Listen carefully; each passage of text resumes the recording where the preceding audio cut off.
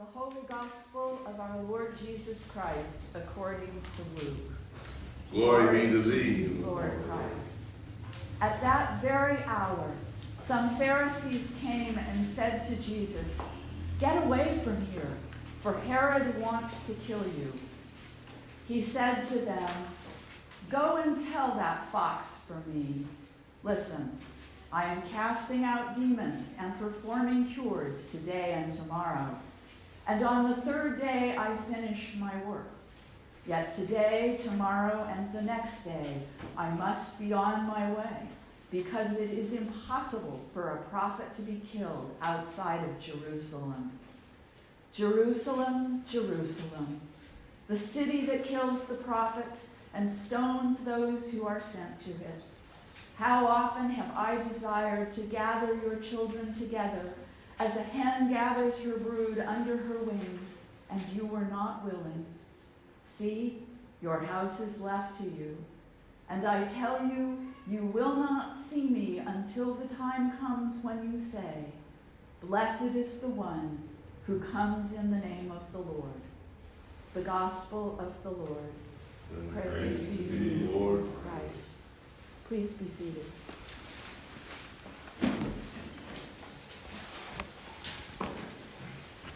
Today, we come to the second of Jesus' 3 temptations in the wilderness, and I will remind you of that before I enter into the thicket of its explanation. And it is, the devil led him up and showed him in an instant all the kingdoms of the world. And the devil said to him, "To you I will give their glory and all this authority, for it has been given over to me, and I give it to anyone I please. If you then will worship me, it will all be yours." Jesus answered him, "It is written, 'Worship the Lord your God and serve only him.'" Now, there's a very simple way of explaining this particular temptation. We can get into the nature of political life in general, the temptations of power, the unintended consequences. There is an explanation that's even simpler than unintended consequences. And when I shared it with Jay last night, thinking he would find it a revelation, he went, "Huh? So?"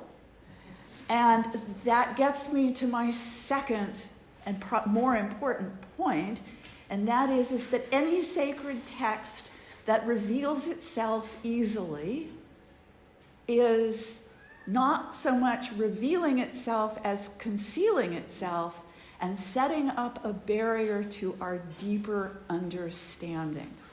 And it is with quite a bit of trepidation that I begin to explore with you what I discovered at a deeper level during my researches last week, and know that it is in no way definitive. It is simply what I think. And I will share with you at the end what I said to Jay last night.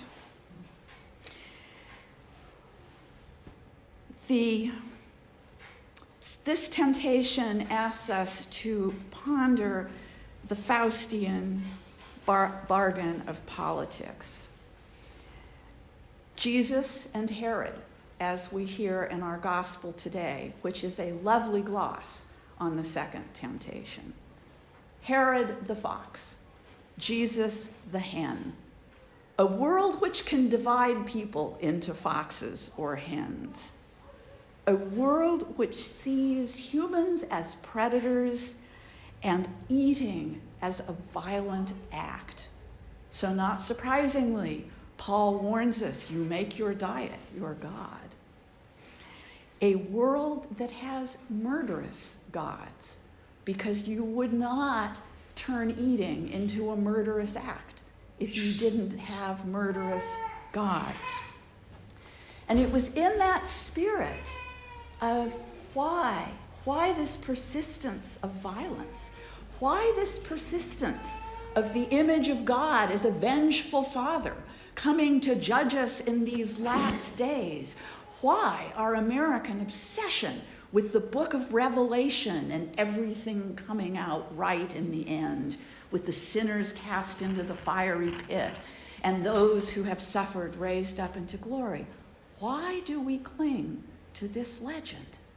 And it was in reading about something entirely different that I found a perplexing and fascinating clue. So hang on to your hats. This will not seem on the surface to have anything at all to do with Jesus' second temptation. It all began with a regicide, writes physicist Carlo Rovelli in his book, The Order of Time.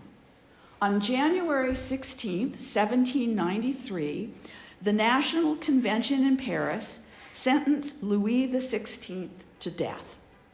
Rebellion is perhaps among the deepest roots of science, the refusal to accept the present order of things. Among those who took the fatal decision was a friend of Robespierre called Lazare Carnot. Carnot had a passion for the great Persian poet Saadi Shirazi. Captured and enslaved at Acre by the Crusaders, Shirazi is the author of those luminous verses that now stand at the entrance of the headquarters of the United Nations. All are the sons of Adam, are part of one single body. They are of the same essence. When time afflicts us with pain in one part of that body, all the other parts feel it too. If you fail to feel the pain of others, you do not deserve the name of man. Perhaps, Rovelli continues, poetry is another of science's deepest roots, the capacity to see beyond the visible. Carnot names his first son after Saadi. Sadi Carnot is thus born out of poetry and rebellion. As a young man, he develops a passion for those steam engines that at the start of the 19th century are beginning to transform the world by using fire to make things turn. Now, the first thing that struck me reading that passage is the author equates science, the gaining of knowledge, getting a better understanding of reality. He equates that with a rebellious act. And the moment we get into the world of rebelliousness, particularly if one is steeped, as am I, in the Christian tradition, I suddenly see fallen angels. I see Satan telling God that he would rather be king in hell than a servant in heaven. And then I go from that to a rather chilling conception of the human as the one who shakes his fist against God, claiming that he is exceptional, or to carry it to its great atheistic conclusion, Camus, standing at the edge of the abyss, saying, I do not need God. So what is all this about? How did science become this act of rebellion? Well, one of the reasons that science became an act of rebellion was that the church refused to let go of a cosmology that was entirely out of date and didn't describe the reality of the physical world at all. And how can one have a right understanding of God if one does not have a right understanding of the world into which God became incarnate? How can one do that? How can we be the true church if we don't live in the true world? So once again, we are back at that hallmark of Western civilization, that we define ourselves not by our grace, but by our fights. We define ourselves not so much by who we love as who we are mad at. Now, this goes even one step deeper, and that is that our poet, who was imprisoned by the Crusaders, was a Muslim. He was not a Christian poet writing that we are all one body. and to hurt any human being is to hurt the whole of humanity. He was a Muslim imprisoned by Christians who saw the enemy out there. And I would like to suggest to you, because this is Lent, that the Crusades were one of the greatest acts of rebellion against our living God ever committed, so that the French Revolution does not have a premium on rebellion. So, back to our fox, back to our hen, back to our second temptation. Science doesn't have to rebel, nor does religion have to rule. Both can help us better understand reality. And who says that so beautifully is none other than that interfaith genius who was both a Buddhist and a friend to Christians, Thich Nhat Hanh, the Vietnamese monk who appeared in our midst during the Vietnam War to teach us peace. And he writes in his book, You Are Here, in Buddhist meditation, you do not turn yourself into a battlefield with good fighting against evil. Both sides belong to you, the good and the evil. Evil can be transformed into good and vice versa. They are completely organic things. If you look deeply at a flower, at its freshness and its beauty, you will see that there is also compost in it, made of garbage. How, in contrast, this is to an American idea that I see brooded around too much, that human beings are really sophisticated machines, our brains are computers that we can program and that are hardwired. And so we don't need a natural world in one that has been paved over by technology. Again, rebellion against who we are. Thich Nhat Hanh goes on to say, for me, the kingdom of God is where mindfulness exists, and it is a kingdom where there is compassion. The kingdom of God, the pure land, is not a place where there is no suffering. Many people aspire to go to a place where pain and suffering do not exist, a place where there is only happiness. This is a rather dangerous idea, for compassion is not possible without pain and suffering. It is only when we enter into contact with suffering that understanding and compassion can be born. Without suffering, we do not have the opportunity to cultivate compassion and understanding, and without understanding, there can be no true love. So we should not imagine a place where there is no suffering, where there is only happiness. That would be a very naive idea. Now, riffing with that beautiful man in the way of Jesus, this is what it means to take up our cross. When we take up our cross, we are not going into a bloody place of execution and nails and whipping. We are accepting the fact of suffering. We are accepting the fact that we don't get through life without suffering, and that Jesus will walk beside us in our suffering, for he too has suffered. This is very, very important, and it's a very nonviolent truth. And yet so much of the church's history took a completely different path and became bloody and became full of nails and thorns and whips and tortures, as if to say, Jesus did that all for you so that you don't have to suffer. And the moment I feel that I don't have to suffer, where am I going to put the suffering? What am I going to do with the suffering that I refuse to experience on my own? My temptation is going to be to outsource that suffering onto somebody else. And this is something that Jesus takes up, and I will share that second of my little punchlines with you at the end as well. We're not ready for it quite yet. So this takes us back to that word that is so overused and so misunderstood in our tradition, and that is sin. Those of us who are optimists say sin is a great guilt trip. Let's look on the bright side of life. and move on. That's that not wanting to suffer.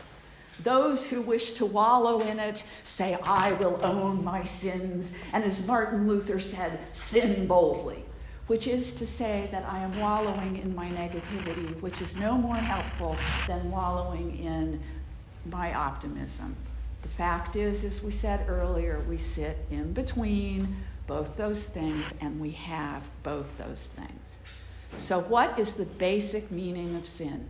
The basic meaning of sin is separation. There can be no conflict unless there is distance between myself and another. If myself and the other know that we are one, we can have conversation, we can certainly share our differences, but we're not going to beat each other up, because it would be like beating myself up.